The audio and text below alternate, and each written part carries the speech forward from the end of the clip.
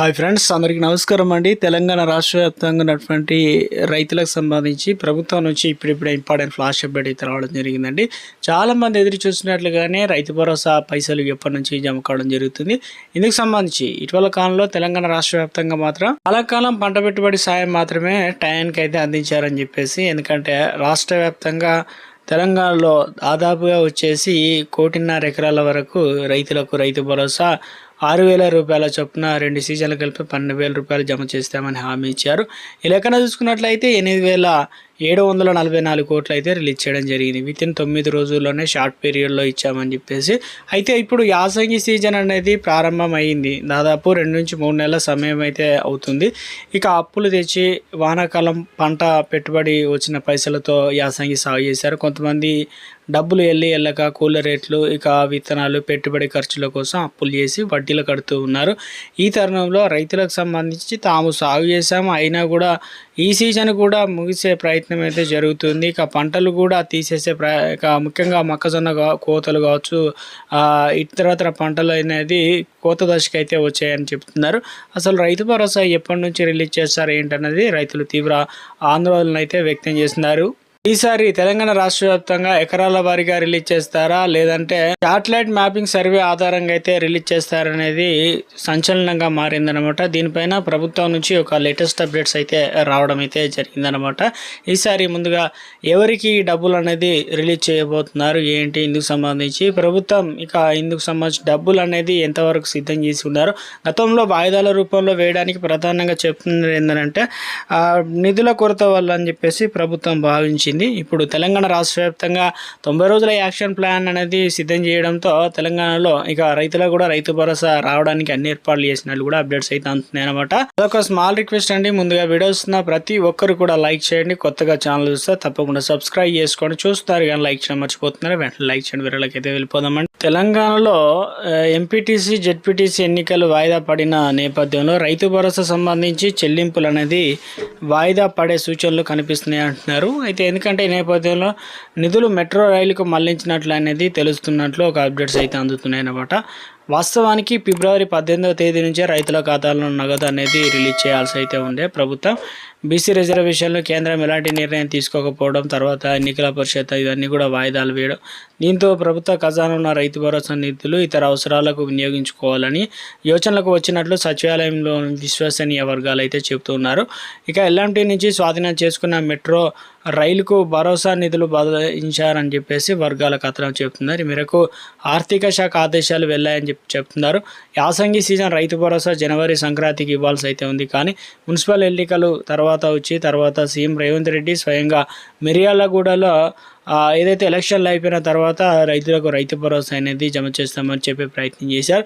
23వ తేదీన జరిగిన మంత్రిమండలి సమావేశంలో నిర్ణయం తీసుకొని అధికారికంగా ప్రకటిస్తారని చెప్పేసి లీకులు అయితే వచ్చడం జరిగింది. కానీ మంత్రిమండలి సమావేశానికి సంబంధిత వ్యవసాయ శాఖ మంత్రి తుమ్మల నాగేశ్వరరావు హాజరు కాలేదు.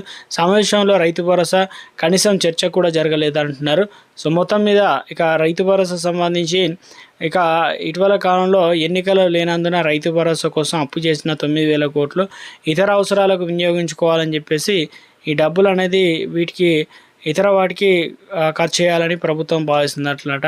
సో రైతు భరోసా కోసం అప్పు చేసిన 9,000 కోట్లు 2,100 కోట్లు ఎల్ఎంటీకి చెల్లించాలని నిర్ణయం తీసుకుంది.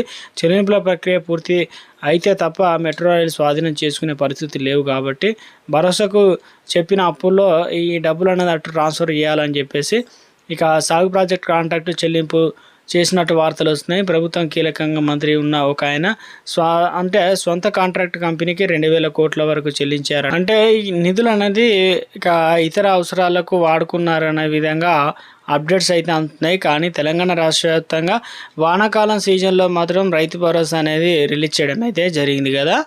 గత యాసంగి సీజన్ సంబంధించి పెట్టుబడి సాయం పూర్తిగా విడుదల కాలేదని రైతులు ఆవేదన వ్యక్తం చేస్తున్నారు. అదే ఏడాది ఇక వానాకాలం సీజన్లో రైతు భరోసా 4 ఎకరాల వరకు మాత్రమే పరిమితం చేయడం జరిగిందని అంటున్నారు. అయితే పెద్ద భూస్వాములకు మాత్రమే కాదు 5 నుంచి 6 ఎకరాలు ఉన్న చిన్న మధ్యతర రైతులకు కూడా ఇవ్వలేదని చెబుతున్నారు. రైతు భరోసా సంబంధించి ముఖ్యంగా రైతులకు సంబంధించి ఎప్పుడు రిలీజ్ చేస్తారన్న దానిపైన ఉత్కంఠ నెలకొన్న తరుణంలో సో ఇటీవల కాలంలోనే రైతులకు మేలు చేయాలనే ఉద్దేశంతో 2 పంటలకు రైతు భరోసా అనేది ఎకరానికి 12,000 రూపాయల చొప్పున 2 సీజన్లు అయితే జమ చేస్తామని చెప్పారు. ఇప్పటికీ 6,000 రూపాయలు వానాకాలం సీజన్ పైసలు అయితే రిలీజ్ చేయడం జరిగింది. ఇప్పుడు ఉన్నటువంటి సీజన్ సంబంధించి మరి ఎప్పుడు రిలీజ్ చేస్తారన్న దానిపైన సో ఇటీవల కాలంలో తెలంగాణ రాష్ట్ర వ్యాప్తంగా 90 రోజుల ప్రజాపాలన యాక్షన్ అనేది తీసుకోవడం జరిగింది ప్లాన్. దీన్ని బట్టి చూసుకున్నట్లయితే తెలంగాణ రాష్ట్ర వ్యాప్తంగా త్వరలోనే ఇక బడ్జెట్ అనేది ప్రవేశపెట్టబోతున్నారు. ఈ తరుణంలోనే తెలంగాణ రాష్ట్ర వ్యాప్తంగా రైతులకు రైతు భరోసా పైసలు అనేది జమ చేయాలని ప్రభుత్వం భావిస్తుంది. ఎందుకంటే ప్రజల్లోకి వెళ్ళినప్పుడు తప్పనిసరిగా ఇక ప్రతిపక్షాలు ఇప్పటికే డిమాండ్ చేస్తున్నాయి, రైతులు కూడా డిమాండ్ చేస్తున్నారు కాబట్టి సో తప్పనిసరిగా ఇక మార్చి నెల 1వ తారీఖు నుంచే ఏదైతే మనకు రైతులకు సంబంధించి రైతు భరోసా పంట పెట్టుబడి సాయం అనేది రిలీజ్ చేసేందుకు ప్రభుత్వం అన్ని ఏర్పాట్లు చేసినట్లు అప్డేట్స్ అయితే అందుతున్నాయి. అయితే తాజాగా వచ్చేసి 2 రకాల అప్డేట్స్ అయితే ఉన్నాయి. ఇందులో వచ్చేసి వానాకాలం సీజన్ పంట పెట్టుబడి సాయం ఏదైతే ఉన్నాయో ఆ ఎకరాలకు మాత్రమే రిలీజ్ చేయాలని, లేదా ఇప్పుడు కొత్త మార్పులు అయితే తీసుకొస్తున్నారు. ఇందులో సమూల మార్పులు ఏంటంటే తెలంగాణ రాష్ట్ర వ్యాప్తంగా అందరికీ అనువుగా అయినట్లు ఎవరైతే సాగు చేస్తారో శాటిలైట్ మ్యాపింగ్ ఉందో ఆ మ్యాపింగ్లో భాగంగా వ్యవసాయం చేసిన సాగు చేసిన భూములకు మాత్రమే రైతు భరోసా అనేది రిలీజ్ చేయాలని చెప్పేసి ప్రభుత్వం భావిస్తూ ఉందన్నమాట. ఈ లెక్కన చూసుకున్నట్లయితే అందరికీ రైతు భరోసా ఇవ్వకూడదని 20% కోత అనేది ఉండే విధంగా అప్డేట్స్ అయితే అందుతున్నాయి. ఇప్పటికే రైతులకు సంబంధించి పెట్టుబడి సాయం అనేది ఇక ఇతర అవసరాలకు వాడుకున్నట్లు కూడా సోషల్ మీడియాలో అప్డేట్స్ కూడా అందుతున్నాయి అన్నమాట. అయితే మొత్తానికి తెలంగాణ రాష్ట్ర వ్యాప్తంగా రైతు భరోసా సంబంధించి ఇటీవల కాలంలోనే రహస్యంగా సంచలన నిర్ణయాలు తీసుకున్నట్టు అప్డేట్స్ కూడా అందుతున్నాయి. తెలంగాణ రాష్ట్ర వ్యాప్తంగా ఇప్పటికే సర్కార్ అనేది ఫీడ్బ్యాక్ అనేది రైతుల నుంచి ప్రజల నుంచి తీసుకుంటుంది అనమాట. రైతు భరోసా విషయంలో ఎలా ముందుకెళ్ళాలి ఏంటనేది ఇందుకు సంబంధించి రైతాంగానికి సంబంధించి 3 నెలలు గడుస్తున్న రైతులకు రైతు భరోసా అందలేదు కదా, ఈసారి పెంచిన పైసలు ఇస్తే బాగుంటుందని చెప్పేసి రైతులు అయితే డిమాండ్ చేస్తున్నారట. మొత్తానికి సీఎం రేవంత్ రెడ్డి మనకు త్వరలోనే రైతులకు రైతు భరోసా అనేది ఇవ్వబోతున్నట్లు అప్డేట్స్ అయితే అందడం జరిగింది. తెలంగాణ రాష్ట్రంలో పీఎం కిసాన్ పైసలు అనేది 22వ విడత కోసం ఎదురు చూస్తున్న రైతులకు సంబంధించి 2,000 రూపాయలు అనేది జమ కావాలంటే ఒక నిబంధన అయితే అడ్డుగా ఉంటుందన్నమాట. ఎందుకంటే ఈ కేవైసీ ప్రభుత్వం ఎన్నిసార్లు హెచ్చరిస్తున్నా కానీ ఇంకా లక్షలాది మంది రైతులు ఈ ప్రక్రియని ఇంకా కంప్లీట్ చేయలేదు. చిన్న పొరపాటు వల్ల మీ సొమ్ము నిలిచిపోయే ప్రమాదం అయితే ఉంది. ఇక నూతనంగా ఫార్మర్ రిజిస్ట్రేషన్ ఐడి కూడా చేయాలని చెప్పడం జరిగింది. 11 అంకెలతో కూడినటువంటి సంఖ్య. అయితే పీఎం కిసాన్ సమ్మాన్ నిధి పథకానికి 21 విడత వచ్చిన వారికి 22వ విడత అనేది రావడం అయితే జరుగుతుంది అంటున్నారు.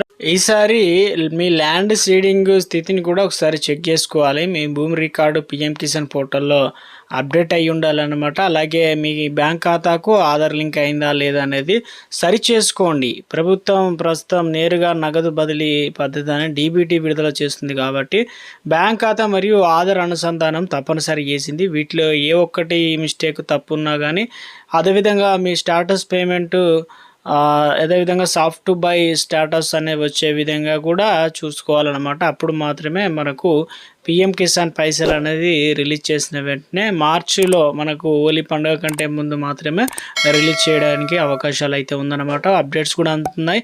సో రైతులకు సంబంధించి ఇది ప్రస్తుతం కొన్ని ముఖ్యమైనటువంటి తాజా సమాచారం అన్నమాట.